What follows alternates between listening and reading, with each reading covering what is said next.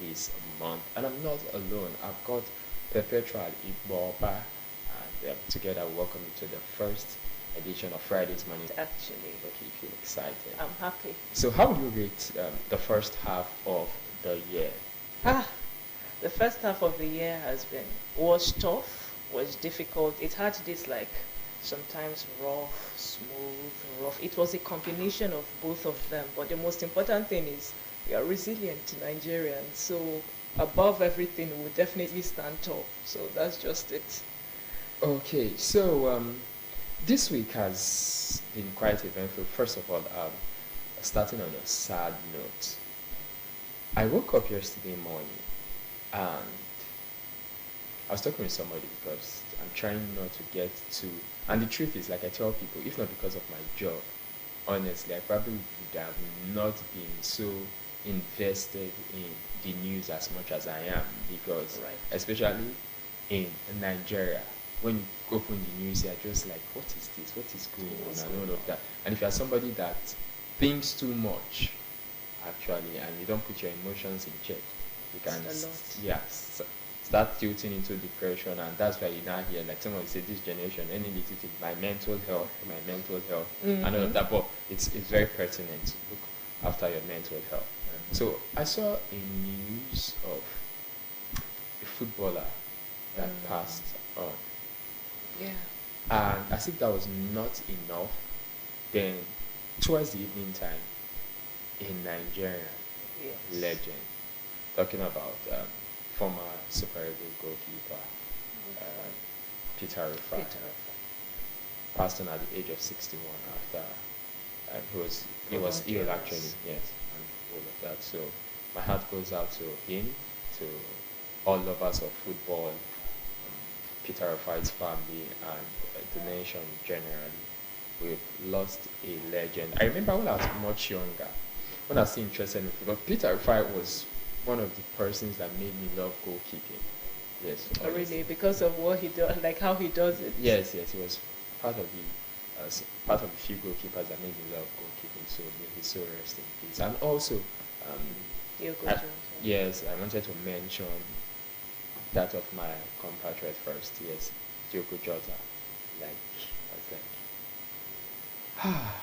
as in, mm, it was so terrible. I was discussing with someone. I was like, we're just giving these Paul Walker vibes again. It was. Because I thought I was the only one that felt so. I'm like, what is going I on? don't see football. Like I'm not a football person, but when I saw it, I had to screenshot and send it to my family group. And I asked football enthusiasts in the house, please confirm and tell me this is not true because he went along with his only brother, and both of them are the two surviving children that their mom has. I don't know where that woman will start from. I don't know where his wife with 3 kids will start And life they just got from. married last week. Yeah, they just got married about 11 days ago. So, Like I don't know what to feel. so I'm like, And then my younger brother said it's true, and then I didn't even know what to say again. He had to call and say, "Hope you are fine." I said, "I'm fine. I'm fine. I don't see football. I'm okay." He said, "I know you. Are you fine?" I said, "No, actually, I'm not fine. I don't know." I think we should move away from this. Like we You're should, getting very you know, emotional, like, right? I'm getting shaky. Like I think Yeah. what's making me even feel shaky. It's combination of the whole lot of sad events, from 2 months ago, last month, and now it's a whole lot to take in. Please, let's move away from this. I just pray that the family, find comfort, most especially the grieving mother, the grieving wife, the football family, The wife. Liverpool FC, all of them, the football family, they got comfort, all of them, and all everybody grieving this period. Sending virtual hugs to all of you. God sees you, God knows you, and God will definitely comfort you. It is a lot to take in, trust me. Yeah, it is a lot. Okay, let's talk about something that might have or will make Nigerians feel that maybe there is light at the end of the tunnel, or maybe it will just be same old story. I'm talking about the opposition coalition, the African Democratic Congress, ADC. So on Wednesday, we saw that the came together and they decided to adopt the ADC as the political vehicle, or should I say one of the political vehicles? Because why I said one of, because when you listen to someone else, like the former Kaduna State Governor, Malam Nasir El-Rufai, he'll make you understand that the coalition, they are considering different options. So, in as much as they've adopted the ADC, they are still trying to register a new political party because, according to him, just in case the APC, the ruling party, decides to infiltrate this coalition, because when you see what's happening in the PDP, see what's happening in Labour Party and all of that, so it's as though there have been allegations that there are moves that are triggering these controversies, the confusion and all of that. So to be on the safe side, it might just be because even the ADC 2023 ADC presidential candidate, he's saying that they just came to hijack, this coalition came and hijacked the structure and all of that. But we saw that even the former chairman of the ADC voluntarily resigned, and now interim chairman is former president of the Senate, David Mark, and we also have a secretary, former Osun State Governor, Ogbeni Rauf Aribeshola. What do you think about this coalition? Because Nigerians have argued from different angles. Some persons are saying, why are we excited about the coalition? It's same old politicians. So it's same old, same old. While some persons are saying, okay, this is an opportunity. We are hopeful that this coalition can unseat the ruling party because we've had enough. What do you think? Excited? Hopeful? Indifferent? I don't know. I think I want to be on the bus of indifference, because when I saw it, I saw that it was old officers and all of that, ex-governors, ex-officers and the rest. And when I saw it, I just said, time will tell. Fingers crossed. I don't want to raise my hopes high and get it smashed on the wall or something. As time goes on, we will definitely know what their intentions are, their strength are, how serious they are, because it's a different thing to have these personalities that you feel will bring hope. It's another different thing again to see that they are working or they are not working.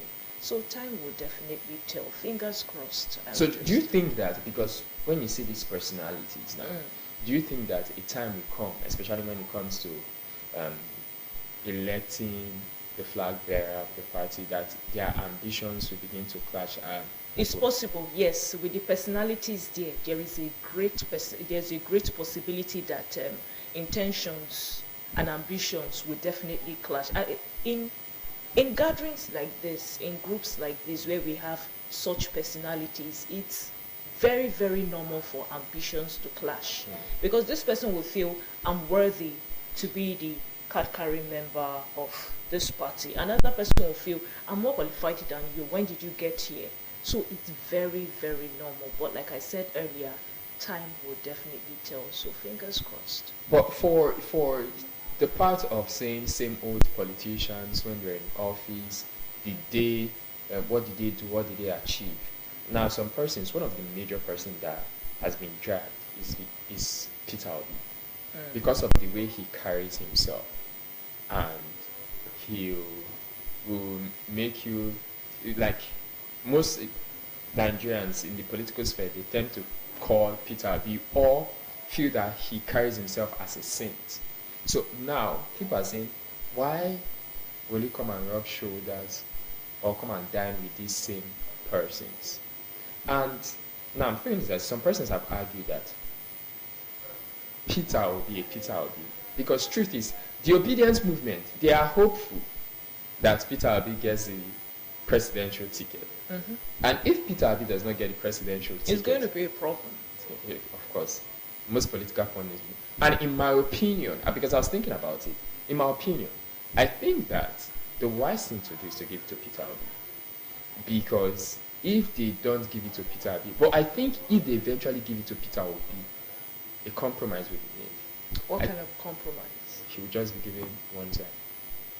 It depends. That's why I'm saying let's keep our fingers Because crossed. you know why? Normally, irrespective of parties, one of the Yes. things that the different political parties consider is this northern presidency and southern presidency. Yes. The party that tried to go off track with that was the PDP during the last election, and of course, they paid for it. Mm. Do you understand? So when you do that, and imagine a southern president now, he will stay to 2027. So if the ADC, let's assume that this coalition uses the ADC as their vehicle, if they go with a southern president, the northerners there will say a southerner has already stayed for 4 years. So if I'm putting forth a southerner again, just my permutations might just be for 4 years. Because if you are giving a southerner and then you are agreeing that okay, he has the right to come for a second term, it might be under agreement. So it means that the South will take it for, that's 12 years. It's a lot. It's a lot. And remember, the previous time something similar almost happened was still a northerner that this happened to, Yaradua. Yes, She was Yar'Adua. Yes. During his first term, he passed on. Then a southerner came in, Goodluck, in the person of Goodluck Jonathan. And Goodluck Jonathan did 6 years. So it meant that the North didn't even complete their 8 years. Mhm. And Buhari, thanks to Buhari, Buhari came and did 8 years. And now the southerner is there 4 years. So and I think that if they look at it this way, they might be able to be a truce. But do you think that Peter Obi in this person will want to do more than one term in office? Because that also leaves the question begging. But the thing is, it's not a one party system in the country. Remember that in as much as they have their own card carrying member, to be, this is the person who want to be president of the country and vice president of the country from this party. Remember that they are up against other parties, the APC, other parties. So the thing is, they should put their house in order. There's nothing as beautiful as putting your house in order and burying the differences. The differences can always come up later when victory is assured. But for now, plan, go to the drawing board, put your house in order, put all structures, let it be functional. 2027 is by the corner. Yeah. We feel it's not here. It and is the APC, here. they are already doing well for themselves They are doing in terms well of for campaigning. themselves. Even though they have It's- their in-house They know how to fracas. sort it out. They know they've not they don't they look at the drawing board. They don't get distracted by ambitions and the rest of them. So the ADC should do same. Go to the drawing board, come up with structures, and then get working. 2027 is here. Yeah. In your opinion, do you think someone like Atiku Abubakar should still indicate interest? What has my opinion got to do with your structure? No, of course, you're a journalist. We're Yes, I analyzing am. the situation. Obviously, I don't think he should.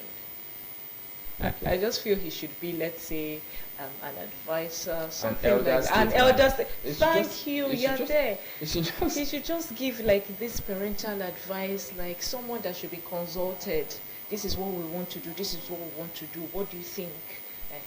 But he shouldn't. He should just rest.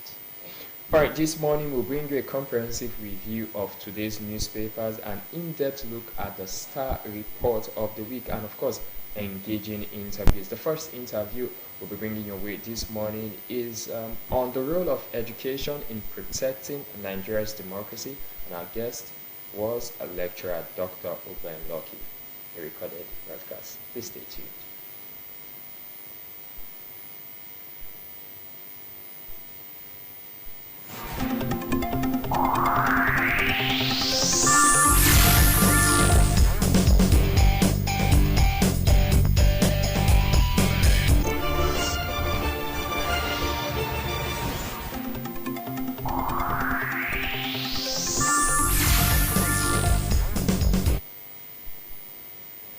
Friday's edition of Morning Ride. This morning, we are honored to welcome to Morning Ride a distinguished educator, a counselor, a clergyman, and a thought leader. His name is Dr. Oben Onisi Lucky. Dr. Lucky hails from Ikukwabo in Ika South local government area of Delta State. He brings with him a legacy of service that spans both the classroom and the pulpit. He is a doctor of family counseling and a respected lecturer in the Department of Guidance and Counseling at Nnamdi Azikiwe University, Oka, where he continues to shape young minds and guide futures. He is also the founder and general overseer of the Perfect Love Outreach Ministry in Iseluku, a faith-based movement rooted in love, healing, and empowerment. Beyond the lecture halls and the ministry, Dr. Lucky is a prolific writer, best known for his compelling novel, The Agonies of Rita, a work of fiction that resonates so deeply it is now officially used in junior secondary schools across Delta State. With a rare blend of academic brilliance, moral depth, and practical community insight, Dr. Oben Onyisi Lucky joins us this morning to shed light on a most timely subject, the role of education in protecting Nigeria's democracy. Ladies and gentlemen, please join us in welcoming a man of wisdom and purpose, Dr. Oben Onyisi Lucky.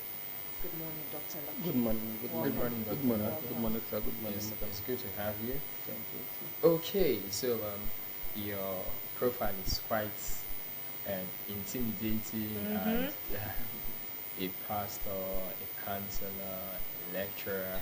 So it's a whole lot. And who else could we have gotten for this a very, very important discussion?